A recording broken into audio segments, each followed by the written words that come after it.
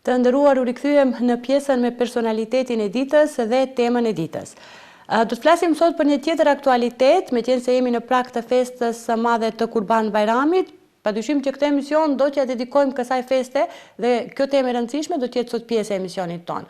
Për të folur për simbolikat, urtësitë dhe mesazhet e bukura që vijnë në aspektin fetar në lidhje me festën e Kurban Bayramit, në aspektin shpirtëror, do flasim për Kurbanin dhe sigurisht edhe për Haxhin. Nder, kënaqësi, privilegj shumë i madh që të na nderojnë në emisionin tonë, ashtu siç ka kontribuar gjithmonë për shoqërinë tetovare dhe për emisionin tonë, hoxha i nderuar Nuhi Gania. Përshëndetje dhe mirë se na erdhat. Përshëndetje, mirë se u gjeta. Faleminderit për ftesën. Është një nder për Bashkinë Islame, Muftininë e Tetovës, dhe veçanti një nder i madh edhe për mua, që gjithnjë të jem pjesë e programeve të qelluara, të cilat përcjellin mesazhe të thella për një jetë më të bukur, për një dashurinë mesin e njerëzve. Faleminderit për ftesën. Faleminderit juve që gjithmonë na respektoni dhe ndani kohë për emisionin tonë. Atëherë, e përmenda pak më herët që jemi në prag të festës së Kurban Bayramit.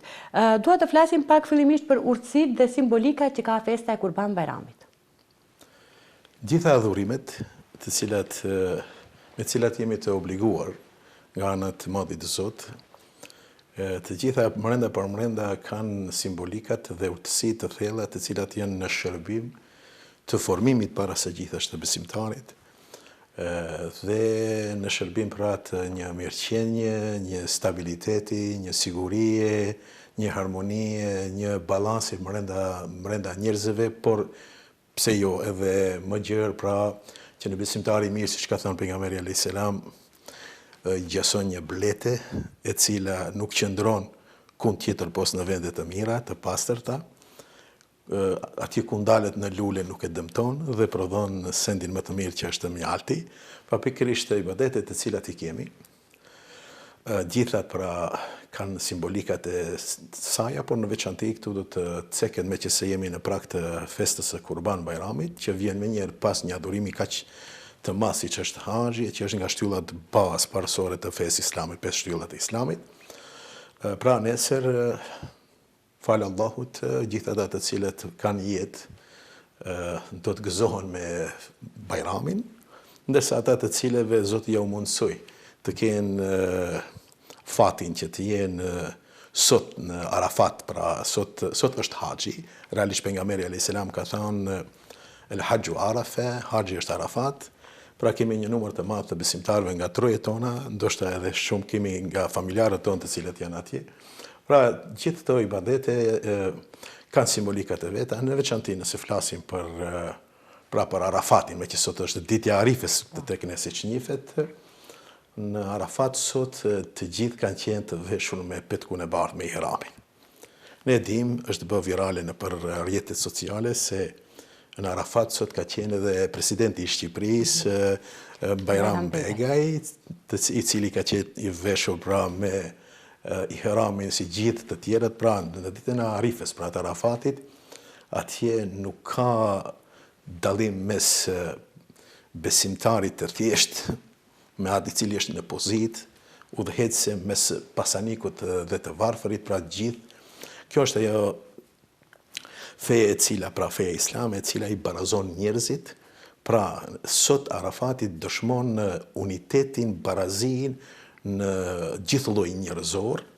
Nga ana tjetër, simbolika e Arafatit është ajo vetë tubimi që njerëzit një ditë do të tubohen para Zotit, dhe do t'ja kujtoj gjithnjë njerëzve se keni drogë, t'jeni të kujdesshëm se një ditë gjithë ato ditë që i kemi bërë në këtë jetë do të dalin para Zotit, dhe do t'japim llogarinë, meqense kohëve të fundit përfolet shumë pjesa e montimit safe city që janë kamerave, sa jemi të kujdesshëm, ka dhënë një efekt të madh pra në ruajtjen në mbajtjen e rregullave të komunikacionit, meqense dim se ka kamera. Por besimtari i cili beson se do t'i delë Zotit përpara, pra pikërisht Arafati i flet njeriu besimtarit se ti një ditë do të dalësh pa asgjë nga kjo bota. Do të jesh i zhveshur dhe do të japësh llogari për atë që ke bërë, si dhe dita e Arafatit nga ana tjetër simbolizon edhe atë se njeriu një ditë do të përfundoj dhe do të veshet me petkun e qefini që i thohet ndryshe dhe ai mos bëj pa drejtësi, më bëhet aq zullumqar ndaj njerëzve të afër, familjarëve dhe të tjerëve, do të ketë kujdes se askush s'ka marrë nga kjo botë dhe na kujton se ne do të dalim nga kjo botë vetëm atë qefin që e kemi. Nëse kthehemi pak ditët më herët kur kanë shkuar haxhilerët në tokat e shenjta, ata janë ballafaquar puna e parë, malli i madh është me kiblen. Kibla është për besimtarët është drejt orientim. Pra simbolika e Ka'bes para se gjithash e ka që njerëzit i tuboj. Nga të gjitha anët e botës, nëse do të hipnim dikund lart, pra nëse kemi mundësi të fluturojmë dikund në vasion dhe të shohim se gjitha xhamit kanë orientimin, qoftë ata të lindjes, të perëndimit, të jugut, të veriut, gjitha synojnë një qendër që është Ka'bja. Kjo tregon se besimtarët musliman duhet të jenë një. Meqense kërkohet afërsia dhe bashkimi nga anën shpirtërore, muslimanët duhet gjithnjë të jenë një dhe duhet ta qajnë hallin e njëri tjetrit. Andaj është shumë e qelluar kur dikush i drejtohet Ka'bes nga ana tjetër ja ka kthyer shpinën nevojtarit. Kjo nuk don Islami. Zoti nuk e don një besimtar i cili kërkon për brenda 5 kohëve të namazit gjatë ditës të drejtohet Ka'bes, të afrohet Zotit, nga ana tjetër të largohet nga nevojtarët, nga jetimat, nga studentët, nga gjithat. Pjesa e tjetër e simbolikës të cilën e ka vetë haxhi është edhe ajo që nesër ne do të kemi therrjen e kurbanit, që do të folim ndoshta më andej më gjerë për kurbanin, por që përmes kurbanit ne falenderojmë Allahun për gjitha mirësitë dhe nga ana tjetër kujtojmë dy histori, dy ngjarje të cilat kanë ndodhur gjatë historisë së njerëzimit, që është historia e bijve të Ademit dhe historia e vetë pejgamberit të madh Ibrahimit alayhis salam me të birin e tij Ismailin alayhis salam. Pra, gjithë ato adhurimet të cilat bëhen gjatë këtij muaji të haxhit ose 10 ditëve Dhulhijhes, të gjitha këto kanë simbolikat e veta, urtësitë e veta, vetëm që ta formojnë besimtarin dhe nga ana tjetër që ai besimtar të jetë produktiv, të jetë i mirë në mesin e njerëzve. Do të thonë simbolika që ka festa e Kurban Bajramit dhe haxhi si ritual. Megjithatë edhe kurbani, do të thonë, është elementi kryesor që e karakterizon pikërisht këtë bajram. Cila është simbolika e kurbanit dhe ku duhet të destinohet kurbani? Dy festat të cilat i kanë besimtarët musliman është festa e Fitr Bajramit që përfundas një adhurimi të madh që është 29-30 ditë, varet sa ka muaji hënor ditë. Dhe më njëherë pason pasaj është Fitr Bajrami, e që kur përmendet Fitr Bajrami, pra Bajramin e ka emërtuar Allahu se është festa e lëmoshës. Festa e lëmoshës do të thotë festa e kujdesit të besimtarit ndaj atij që ka nevojë. Pra, kjo fe e ndërton besimtarin të jetë social, të jetë i kujdesshëm, që gjithmonë ta kthej kryen mbas, kokën mbas, të kujdeset për atë që nuk ka, për atë i cili ka mbetë rrugëve të kundi, për atë të cilin e ka rënduar borxhet, për atë i cili është njëri i cili është ambicios, don të arrijë dikundi përmes shkollës apo përmes ndonjë projekti, pra besimtarin, feja islame e edukon që ai gjithnjë të jetë në krah. Pikërisht edhe Kurban Bajrami përfundon pas një rituali të madh që lidhet pra me historikun e Ibrahimit alayhis salam, konkretisht se i kemi pra kushtet të cilat janë brenda në kryerjen e ritualit të haxhit dhe pra farzet, vajxhibet gjithë janë. Me njëherë kemi pra komplet ajo ndodhia e Ibrahimit alayhis salam me birin e tij, kur ai shenjë ëndër shumë të çuditshme dhe pas shumë viteve që si një prind dëshironte të ketë një pasardhës të tij, ai dikund 70 vjet jetë dhe Allahu nuk e kishte gëzuar me trashëgimtar dhe Zoti pas 70 vjetëve do t'i dhurojë fëmijën e parë të Hasretit Ismailin alayhis salam dhe pikërisht do ta shef ëndrrën që ai duhet ta bëj kurban djalin e tij. Në syrin e këtyre të cilët nuk besojnë në Zot, dhe ato të cilët kanë hamendje, të cilët nuk e kanë kuptuar se njeriu duhet të dojë para së gjithash Zotin, pastaj të tjerët, se ai është krijuesi jon. mund të nënçmos për veprimin apo për historinë, që për këtë ngjarje historike, se ndoshta i ka qenë i çmendur, ka qenë jo një prind serioz, gjitho, por Ibrahimi a.s. nga dashuria që kishte për Zotin, ai ishte i besatuar nga si ishte, ai kishte zgjedhur një dilemë, kishte zgjedhur dilemën e argumenteve të cilat flitnin mbi ekzistencën e Zotit. Ai zhvet dunjaja komplet vet. Kur u armiqësua me komplet traditën e asaj kohe, të cilat adhuronin pra idhujt, adhuronin planetet, pra Ibrahimi a.s. ju ndërzua kahmoti i Zotit dhe këtë urdhën Allahut që ja përcollë përmes ëndrës, se ëndrat tek pejgamberët janë kërkesa reale të cilët Zoti don që pejgamberi t'i veprojë. Ibrahimi a.s. shumë kollaj e pranoi se e dinte pas kësaj ka një urtësi të madhe. Ka një mesazh të thellë që Allahu don ta përcjell, jo te Ibrahimi a.s., por të gjithë lloj njerëzor. Dhe pra pikërisht pas kryerjes së haxhit ne kemi ditën e parë që është dita e Kurban Bayramit, që përsëri edhe kurbani është një lëmosh, një sakrificë që njeriu përmes kësaj sakrificës, nga se dihet se arritjet në jetë nuk mund të bëhen pas sakrificë. Dhe Ibrahimi a.s.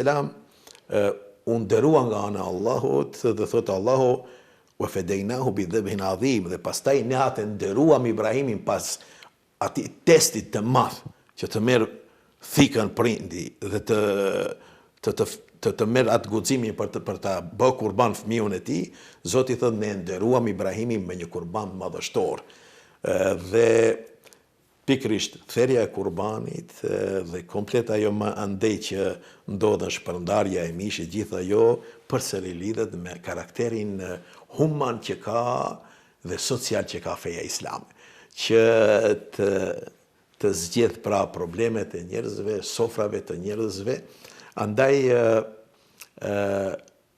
popullata jonë, e cila është edukuar thellë në islam, që ka një traditë të kahmoqme islame, e ka kuptuar shumë qartë se urdhrat e Zotit në vete kanë ngërthejnë urtësi të mëdhaja dhe me plot vullnet, dëshirë, ne dim se me mira kurban e therrën, por unë do ta potencoj këtu se duhet kemi shumë kujdes se Zoti kërkon nga ne para se gjithash që ne të jemi të devotshëm, të jemi të pastër në qëllim, në nijet siç përmendet në terminologjinë islame, nga se Allahu thotë len yanala Allaha luhumuha wala dimauha walakin yanaluhu taqwa minkum, se te Zoti nuk arrin as mishi as gjaku, por te Zoti kërkon tek ai të arrijë devotshmëria jonë. Pra pikërisht kërkohet që në këto ditë të ngrejmë veten tonë në shkallë më të lartë të devotshmërisë, nga se veprat që Allahu i pranon janë vetëm ato vepra të cilat bazohen në sinqeritet dhe në devotshmëri.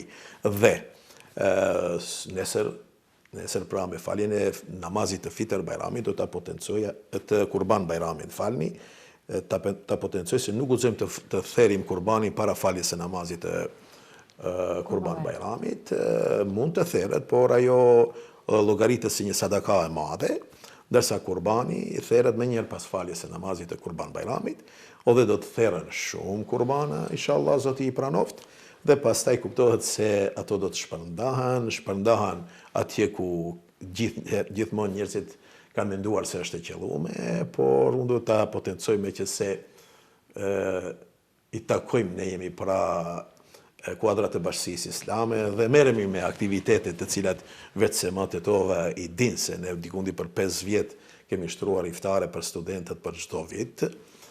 Vitin e kaluar, pra pikërisht kurbanet e besimtarëve tonë përfunduan në sofrën e ushqimit të iftareve të studentëve. Dikun Bashkia Islame na dhuroi 8 ton mish kurbani, dhe ke një lehtësi e madhe për ne si organizator për të realizuar projektin e madh të shtrimit të iftareve, peshin iftareve për çdo ditë. Dhe dikundi vjet janë shpërndar 120.000 kg mish, pra 120 ton mish kurbani të besimtarëve të cilët i kanë dhuruar kurbanet në Bashkinë Islame në gjitha trojet e Republikës, duke i përfshirë gjithë pra familjet të cilët kanë nevojë për këtë ndihmes. Le të themi, gjatë gjithë kohës në dhamë mesazhe, po cili do të ishte ai mesazhi juaj, urimi juaj për festën e Kurban Bayramit për mbar njerëzit në gjithë botën, besimtarët muslimanë? Unë do të potencoj dy pika kryesore. Njëra është ata të cilët sot janë atje afër Ka'bes. Besoni se Zoti nuk dëshiron ne të jemi afër Ka'bes, nga ana tjetër të qëndrojmë larg njerëzve. Ju kisha sugjeruar atyre të cilët e kanë shijuar ëmbëlsinë e afërsisë së Ka'bes, do t'ju them se vërtet besoni se afërsia me jetimin, me skamnorin është më e shishme, do të thoja, më e këndshme se sa afërsia me Ka'ben. Nga se vetë pejgamberi alayhis salam kur është drejtuar Ka'bes, ka thënë unë di se ti je shumë e shenjtë. Era jote, aroma jote është shumë e këndshme, por nderi dhe një statusi i një njeriu, një besimtarit, njeriu në përgjithësi është shumë më e madhe se ti o qapje nderuar. Pra duhet ta kuptojnë ata të cilët do të kthehen nga haxhi, inshallah me haxh të pranuar, nëse ishin afër Ka'bes. Dhe vërtet kanë qenë afër Ka'bes, nuk guxojnë kur thënë të qëndrojnë jashtë larg njerëzve.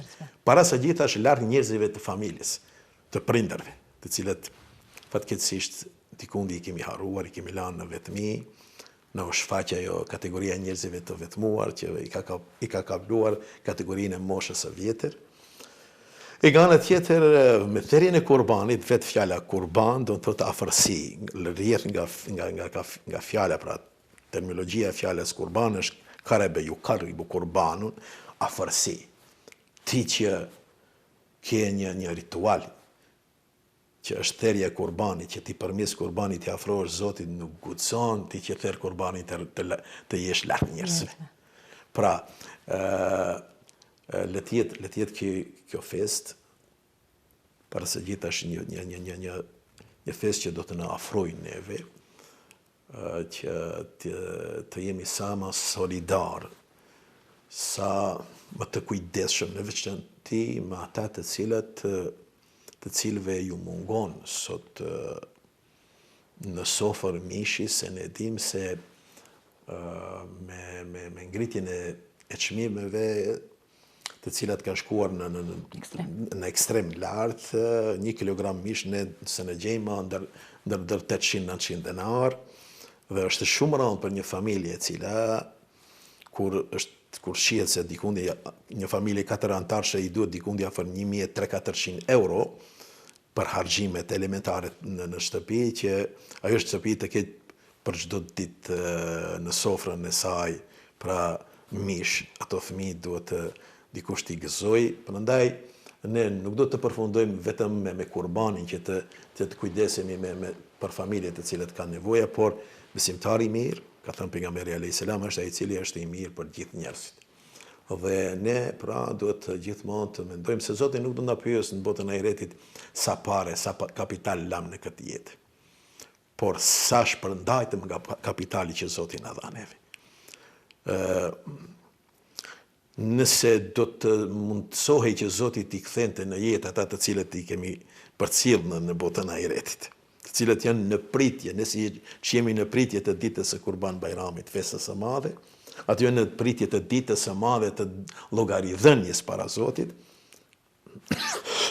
Tani nëse do t'ju mundsohej të kthehen, Allah për shumë mirë në Kur'an, ato thot, sikur edhe një herë të kthehem dhe të bëj çfarë, të bëj vepra të mira. Ata e kanë kuptuar se ato që i lanë si pasuri, ato nuk vlen atje, por vlen punët të cilat i kanë qenë me vlerë që Zoti i shpërblen që në varr, para se me dalë në ditën e llogarisë për me dhënë llogarinë finale. Hoxhë nderuar, ju falenderojmë shumë që ndahet gjithashtu sot nga dita juaj për të na nderuar, lutim Zotin t'ju shpërblej. Faleminderit. Të nderuar shikues, pra ishte ky në fakt emisioni që kishte të bëjë me festën e Kurban Bayramit, ku me një personalitet të shquar kemi folur në lidhje me këtë temë kaq të rëndësishme që ka të bëjë me mesazhin dhe urtësitë e festës së Bayramit. Të kujtojmë gjithashtu që përveç flijimit të kurbanit, pra kafshëve që janë në dispozitat islame për të therrur, gjithashtu duhet të flijojmë edhe egon ton, inatin, xhelozinë, smirën, veprat e këqija, veset negative, kështu që do të jemi më të dashur tek Zoti dhe më të dashur me njëri tjetrin. Në emër të ekipit realizues të emisionit tonë, ju dëshirojmë qaste të këndshme festive, ju urojmë festën e Kurban Bajramit me shpresë që kjo festë do të sjellë shëndet, paqe dhe gjitha të mirat për juve dhe familjet e juaja. Do të takohemi pas festës së Bajramit. Deri atëherë, mirupafshim.